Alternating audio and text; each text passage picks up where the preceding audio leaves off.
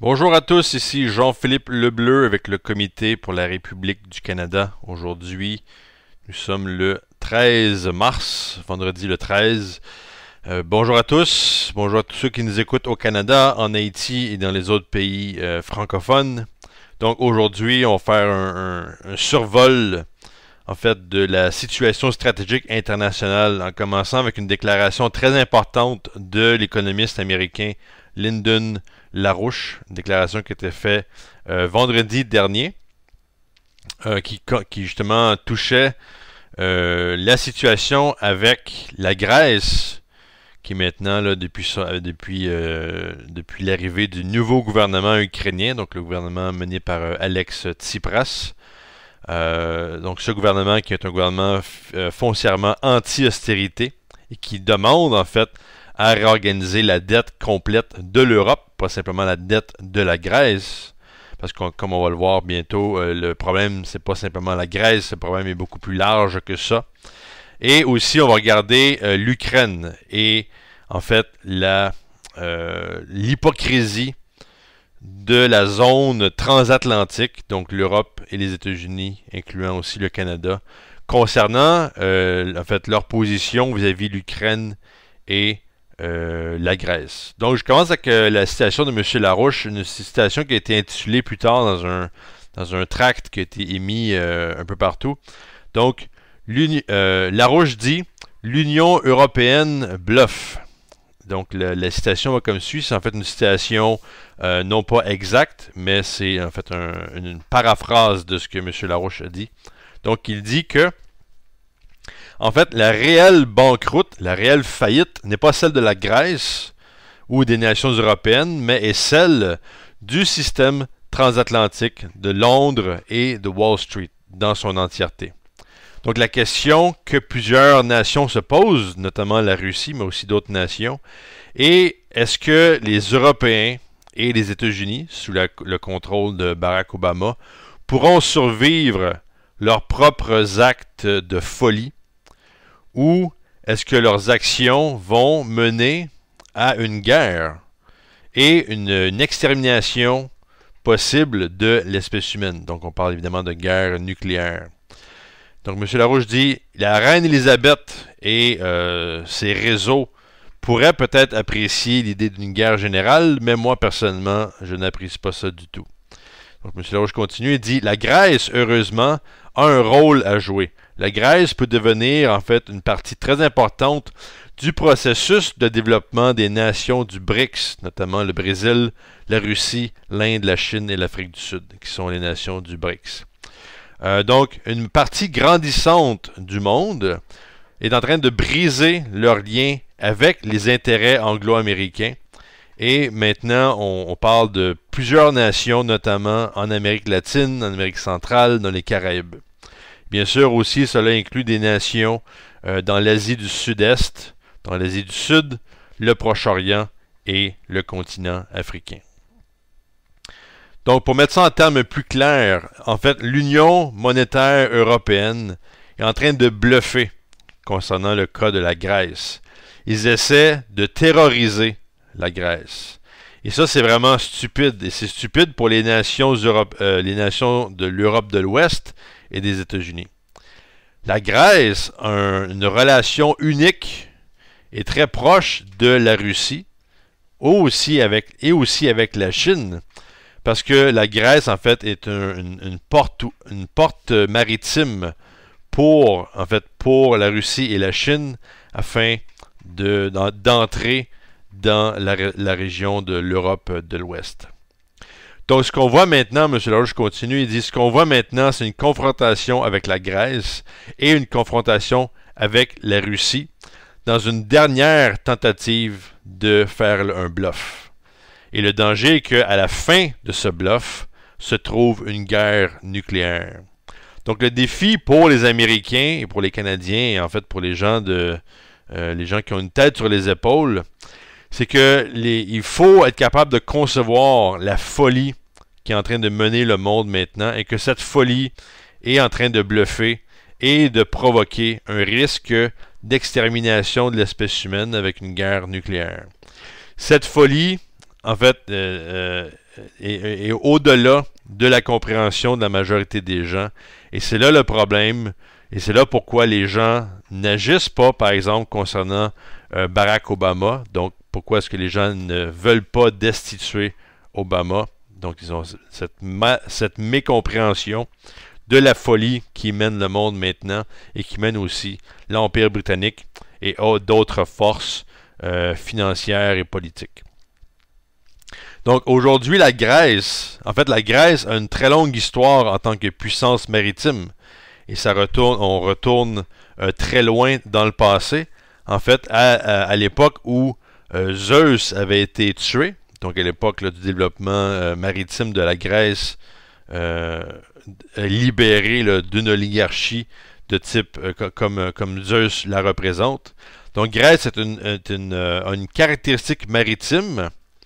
Et c'est la base, en fait, c'est ça la base pour la Grèce. La Grèce pourrait devenir une partie intégrante du nouveau paradigme des nations du BRICS à cause de cette position-là. La Chine est déjà en train de regarder la Grèce de ce point de vue-là et en fait d'inclure la Grèce dans sa politique de développement de la nouvelle route de la soie, une politique évidemment défendue par le mouvement Larouche et plus précisément par Helga Zepp-Larouche et Lyndon Larouche. Déjà depuis une vingtaine ou une trentaine d'années. Donc, il semble, selon Larouche, que les Grecs sont forcés de sortir du système européen. Et évidemment, c'est dans l'intérêt de la Grèce de sortir de l'Europe, de l'Union européenne.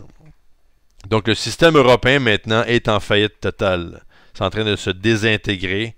Et la Grèce pourrait mener la charge justement contre ce système en désuétude qui est en fait pourri et qui est très destructeur c'est un système très destructeur. Et en livrant la zone de l'euro, la Grèce pourrait justement exposer la fraude du système de l'eurozone. Et c'est comme ça qu'on peut justement battre ce système. Il faut exposer le fait que ces gens-là sont en fait des bluffeurs, des menteurs sans le sou. Ils sont en banqueroute. Donc, le système se désintègre et tout ce qui reste à faire pour ce système-là, c'est d'enclencher une guerre mondiale. Obama, c'est la même chose. Obama fait partie de ce système en faillite, disjoncté. Et la fraude que représente Obama et surtout la fraude en fait, les actes frauduleux d'Obama contre la Russie peuvent mener à la destruction de l'espèce humaine. Donc, si vous restez avec Obama, vous allez avoir un billet gratuit pour voir l'extermination de l'espèce humaine. Donc, voilà l'analyse de M. Lyndon Larouche. Et donc, maintenant, on va rentrer dans certains faits, surtout concernant l'Ukraine et concernant la Grèce. L'Ukraine, pourquoi? Parce que c'est vraiment maintenant le théâtre où se joue ce danger de guerre mondiale. Dans le mois de février de cette année, on a eu un accord de paix qui a été signé entre l'Ukraine, la Russie, la France et l'Allemagne, qu'on appelle les accords de Minsk II. Donc, il fait référence aux accords de Minsk qui ont eu lieu en 2014, je crois que c'est septembre ou octobre 2014, et dans lesquels il y a eu plusieurs clauses d'élaborer dont on va parler maintenant. Mais une des choses aussi qu'il faut annoncer, c'est que, en fait, le but d'un accord de paix, c'est justement d'arrêter la guerre. Donc, de demander autant à l'Ukraine qu'aux autres nations en Europe et la Russie de faire en sorte que le conflit arrête.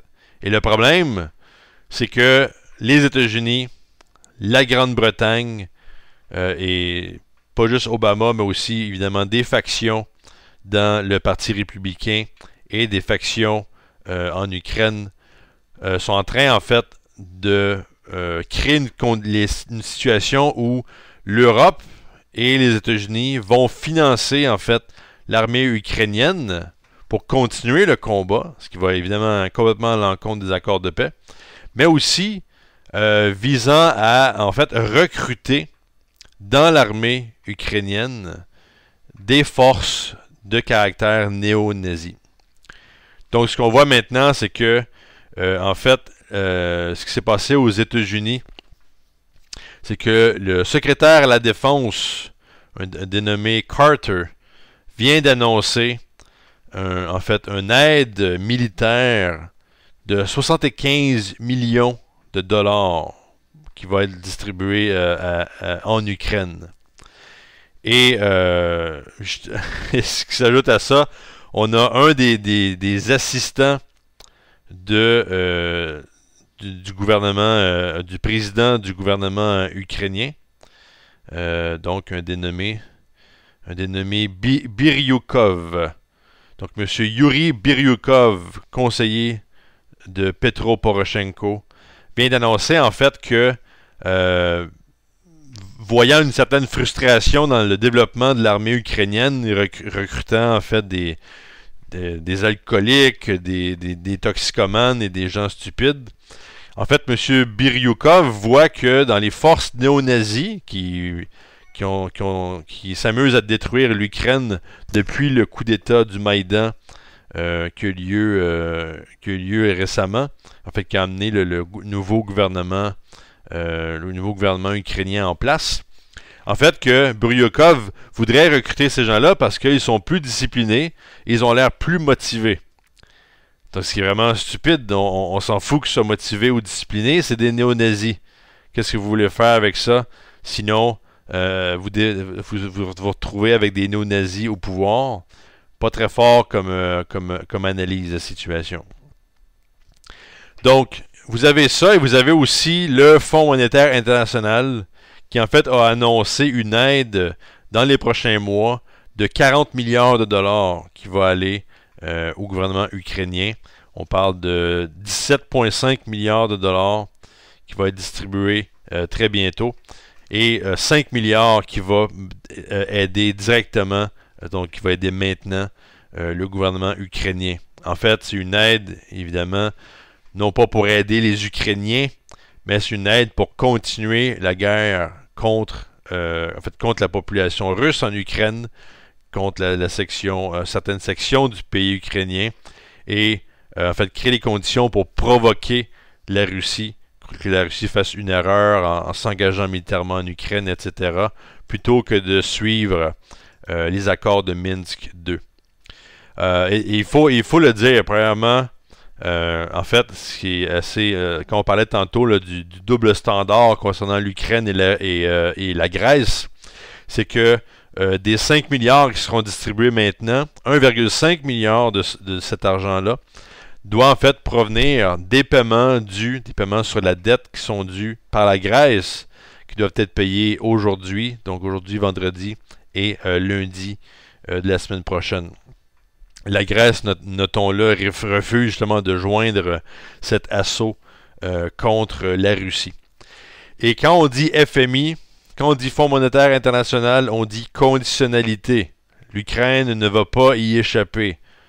Donc l'aide qui est donnée au gouvernement ukrainien sert à bâtir la force militaire ukrainienne. Point final. Donc avec les conditionnalités du FMI, on parle de les prix pour l'électricité qui vont monter. On parle de privatisation. On parle de démanteler les services sociaux, ce qui est déjà en train de se produire avec le nouveau gouvernement de toute manière. Et on parle aussi, évidemment, de coupure. On veut que l'Ukraine soit responsable. Donc, le numéro 2 du FMI, un certain David Lipton, demande en fait à ce que l'Ukraine réussissent des économies budgétaires, donc de 15,4 milliards de dollars. Et il y a même certaines personnes, comme était rapporté par l'agence de presse Reuters, il y a certains créditeurs qui disent que ce qu'on appelle une coupe de cheveux, ou une coupe ras-le-bol de 70% du budget serait possible. Évidemment, vous pouvez vous imaginer la situation que cela va créer pour les gens en Ukraine. Déjà qu'il y a une guerre, on commence à couper dans tous les services. Évidemment, c'est la fin. C'est la fin des haricots, comme le dit l'expression. Donc, à partir de ce point de vue-là, évidemment, beaucoup de critiques provenant de la Russie. On va en parler d'une en principale pour vraiment montrer que l'Ukraine, maintenant, appuyée par l'Ouest, appuyée par l'Occident, est en train de briser les accords de Minsk qui viennent d'être signés. Donc, le ministère des Affaires étrangères russe, Sergei Lavrov, était en Espagne le 10 mars. Donc cette semaine, il était en Espagne. Il a fait une conférence de presse avec le ministère des Affaires étrangères espagnol, José Manuel García Margallo, dans lequel il a dit, en fait, quand il a parlé justement des accords de paix, il a dit que la bureaucratie de l'Union européenne à Bruxelles est en train d'escalader de manière délibérée la confrontation avec la Russie, souvent en essayant et en même temps en prétendant vouloir réussir les accords de Minsk II. Donc, toute une hypocrisie directe. Donc, il y a un délai dans l'implémentation des clauses des accords. Et après ça, ben, on blâme la Russie, comme quoi la Russie ne fait pas son travail. Mais on voit directement, en fait, le rôle de sabotage dans les accords de Minsk faits par l'Europe et par l'Ukraine. Et donc, M. Lavrov continue, il a aussi décrit que les autorités à Kiev sont aussi en train de nier que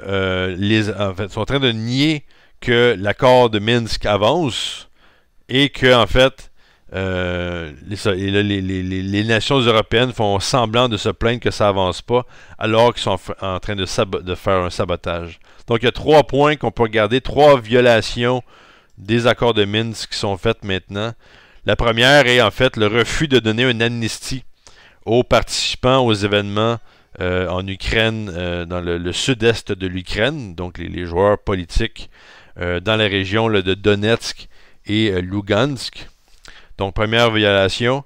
Deuxième violation, c'est que le Rada, donc le Parlement ukrainien, a émis une déclaration récemment qui disait qu'il ne voulait pas coopérer avec les représentants des républiques de Donetsk et Lugansk afin d'avoir des élections locales. Un des items dans les accords de Minsk. Et troisième point, Kiev qui refuse d'honorer les accords qui établissent en fait un sous-groupe de travail visant en fait à préparer un certain processus constitutionnel, de changement constitutionnel, de discuter des enjeux économiques et humanitaires et les idées de l'élection, etc. Donc, on brise les accords de Minsk de manière directe et c'est évidemment quelque chose qui met les Russes, qui rend les Russes furieux. Et Lavrov disait, en conclusion, il dit « Nos collègues en Occident sont-ils vraiment incapables de voir ce qui se passe, de voir les bévues de l'hypocrisie du gouvernement ukrainien dans le cas des accords de Minsk. » Et il dit qu'il est essentiel d'attirer l'attention de l'Occident au fait que l'implémentation des accords de Minsk sont en fait bloqués par le gouvernement ukrainien. Il continue en disant « Je ne sais pas quels outils les Américains et les Européens ont pour faire des pressions sur Kiev. Peut-être qu'ils devraient utiliser leurs meilleurs mécanismes, qui sont les sanctions économiques, pour forcer Kiev à en fait respecter les accords de Minsk et faire avancer la paix. » Évidemment, un clin d'œil aux sanctions russes sur la nation russe émises par l'Union européenne, les États-Unis, etc. Et évidemment, comme on a parlé tantôt, Yuri Biryukov, écoutez, je pense qu'il faut encore le noter, là. Si vous avez des troupes que vous voulez recruter dans un combat, et ces gens-là sont des néo-nazis, et votre argument c'est de dire, ben ils sont disciplinés, ils sont motivés, mais vous êtes vraiment débile, vous êtes vraiment un maniaque de vouloir recruter des troupes néo-nazis et qui s'affichent comme étant des néo-nazis avec des swastikas, avec des photos du fameux nazi ukrainien Stepan Bandera. Donc, imaginez la position du gouvernement russe quand vous voyez une croissance d'une faction néo-nazie et en plus un appui de cette faction néo-nazie. En fait, vous avez l'Occident qui n'a jamais dit un mot visant la critique de ces troupes qui sont bel et bien présentes et qui s'affichent telles quelles, et en fait des factions qui ont été même mises en place par la fameuse sous-secrétaire d'État aux États-Unis, Victoria Nuland.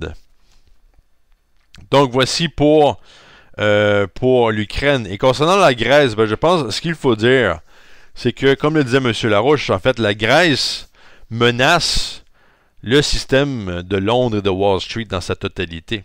Donc leur position anti-austérité est très importante. Ça menace tout le système. Et c'est pour ça que la Grèce, même si elle a des problèmes d'argent, ne reçoit aucune aide. En fait, récemment, on a parlé d'un sursis de 4 mois pour permettre à la Grèce de payer ses dettes. La Grèce voulait un sursis de 6 mois, ça n'a pas fonctionné.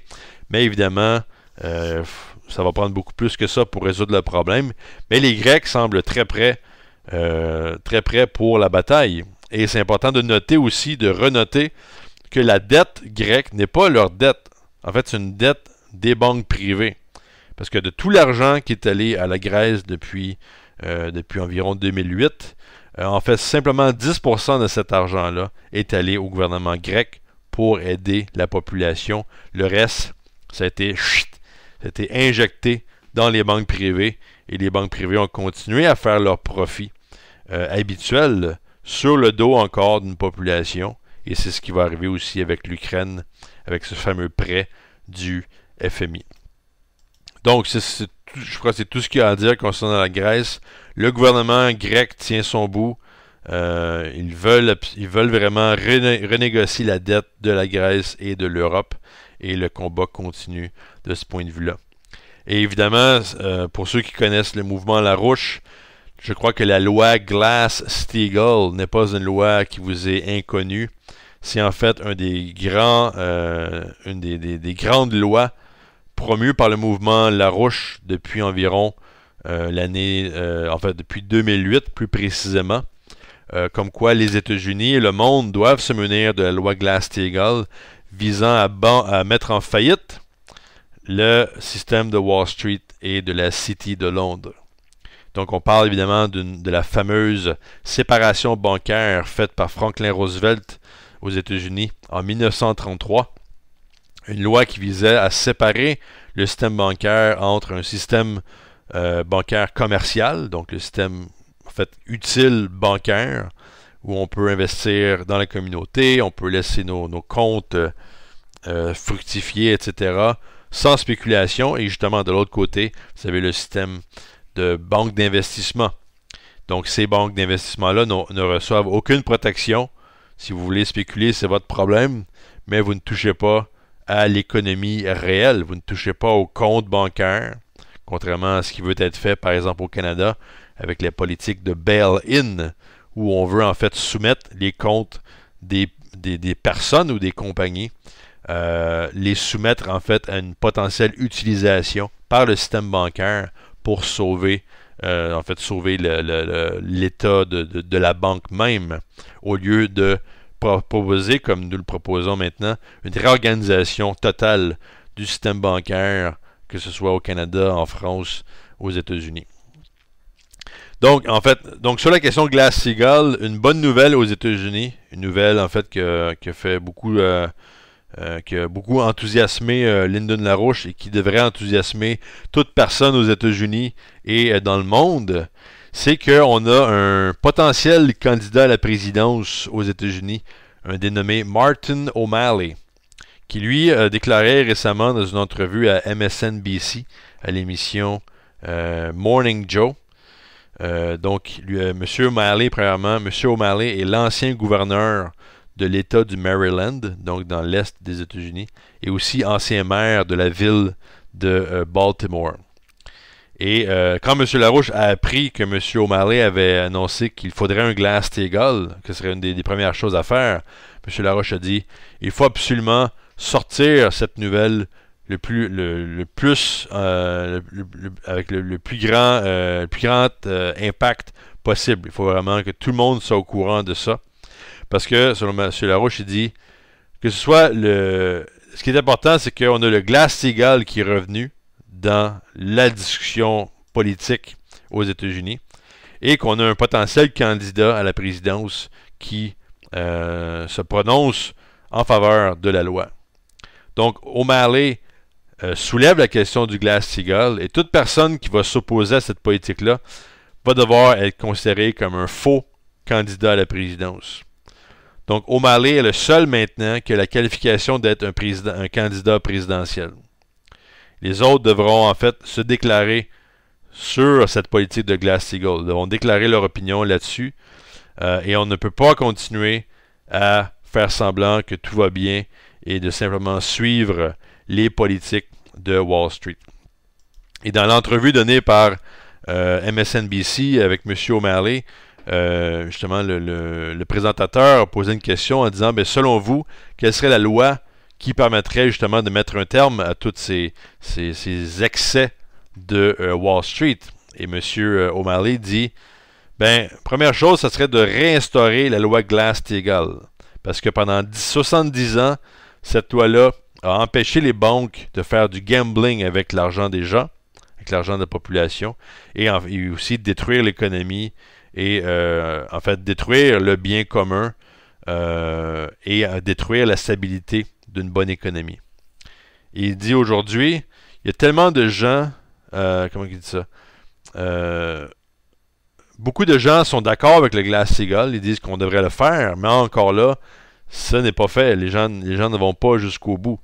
Et il y a des gens dans mon parti, le Parti démocrate, qui disent promouvoir une espèce d'autre loi, ce qu'il appelle en anglais un Dodd-Frank Light, qui fait référence à une proposition par le sénateur Dodd et le sénateur Barney Frank, qui est en fait une fausse proposition, encore là, pour donner un semblant de régulation. Mais en fait, c'est une loi, comme M. O'Malley l'a dit, c'est une loi qui vise en fait à ne pas offenser les gens de Wall Street. Mais en fait, il faut parler aujourd'hui honnêtement de comment on peut contrôler ce comportement excessif, donc le comportement de Wall Street. Donc, il continue en disant, une des choses dont on n'a pas encore parlé, c'est que quand on regarde toute la douleur, toute la souffrance que les gens ont subie avec les pertes d'emploi, les pertes de maison, en fait, avec toute cette souffrance-là, quand même, la concentration de la richesse, après tout ça, reste toujours à la même place. Donc, le marché financier, les spéculateurs, c'est eux qui continuent de faire des profits, malgré toute cette souffrance populaire.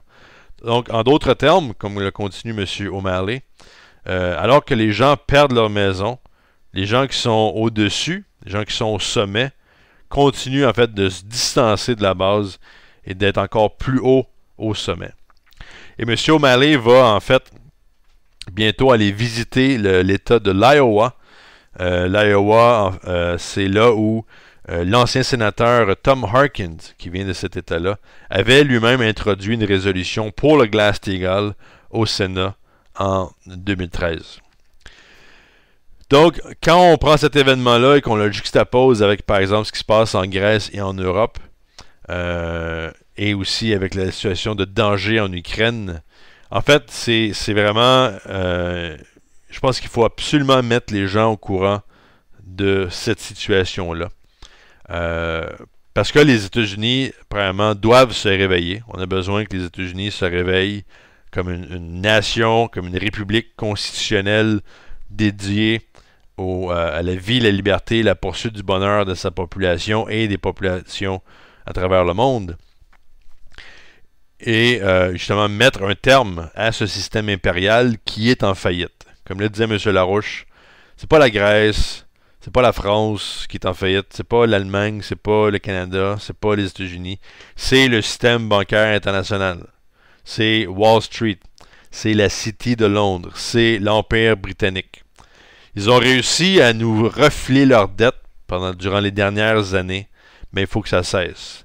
Parce que sinon, c'est la guerre comme en Ukraine, où ça va être la décadence, la déchéance économique, comme on le voit dans la zone européenne et comme on le voit aux États-Unis et même aussi au Canada plus particulièrement. Donc, en fait, je voudrais quand même dire un mot sur les récentes déstabilisations en Haïti. On a parlé beaucoup dans les médias, en fait, de plusieurs choses. Deux événements qui avaient retenu mon attention étant, premièrement, une montée de la tension entre la République dominicaine et Haïti. On a récemment eu des manifestations contre l'ambassade dominicaine en Haïti. On parle de troupes de la République dominicaine, de troupes militaires qui se déplacent vers la frontière. Et donc, c'est une situation très dangereuse, sachant que Haïti n'a pas d'armée. Et aussi, on a cette situation-là, et on a entendu parler de, en fait, la famille Clinton. Donc, je crois que c'était le frère de Hillary Clinton qui, en fait, s'est retrouvé dans un scandale de prise de fonds, de confiscation de fonds, des fonds qui devaient être remis au gouvernement haïtien pour la reconstruction. Donc, on avait une somme de environ 4 milliards de dollars qui était censée aller au gouvernement haïtien. Une partie de ça aurait été confisquée par des membres de la famille Clinton. Mon conseil à la population haïtienne ou la population dans le monde est de voir ces deux événements-là dans le contexte international actuel. On a un danger de guerre. On a les nations du BRICS qui recrutent des nations. On sait par exemple que la Chine a montré beaucoup d'intérêt à développer l'Amérique latine, à développer aussi les Caraïbes. On a eu des ententes signées entre la CELAC, donc la communauté des États en Amérique latine et dans les Caraïbes. Des ententes on parle de plus de 250 milliards de dollars dans cette région-là. Donc, on offre une chance en Haïti, en fait, à reconstruire Haïti. Mais, en même temps, l'Empire, le système impérial, utilise leur fameuse devise diviser pour régner. Donc, en fait, une déstabilisation en Haïti, en République dominicaine, pourrait avoir comme impact, en fait, de déstabiliser beaucoup plus.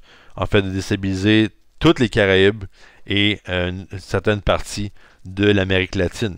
Et on a vu aussi récemment, dans les derniers mois, même type de déstabilisation, peut-être porté plus directement aux leaders, comme par exemple la présidente Kirchner en Argentine, la présidente brésilienne.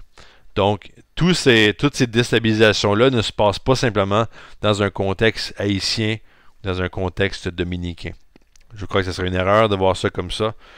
Évidemment, il va falloir que la communauté internationale fasse quelque chose. On a eu des manifestations il y a de ça quelques mois où les Haïtiens demandaient l'aide de Vladimir Poutine. Je ne sais pas si cette aide va venir, mais il faut absolument justement éviter un autre conflit civil qui mettrait en fait une déstabilisation d'une grande partie de la région américaine centrale et de faire en sorte que en fait, Haïti et la République dominicaine non seulement s'entendent sur un processus de paix et de développement économique, mais puissent prendre part justement au développement des nations du BRICS. Voilà en fait la véritable solution. Il faut que les nations se dirigent vers cette politique de développement économique gagnant-gagnant élaborée par la Chine et les autres nations du BRICS. Je crois que beaucoup de gens ont déjà des détails, il y a beaucoup de détails qui circulent sur Internet, mais je pense que le mouvement Larouche est en fait le seul mouvement maintenant qui a la capacité et la compréhension d'établir à travers le monde une véritable renaissance de l'esprit humain et une renaissance économique basée justement sur une justice universelle. Donc, je laisse ça là-dessus. Donc, c'était Jean-Philippe Lebleu pour le Comité pour la République du Canada. Donc, je vous dis à la semaine prochaine.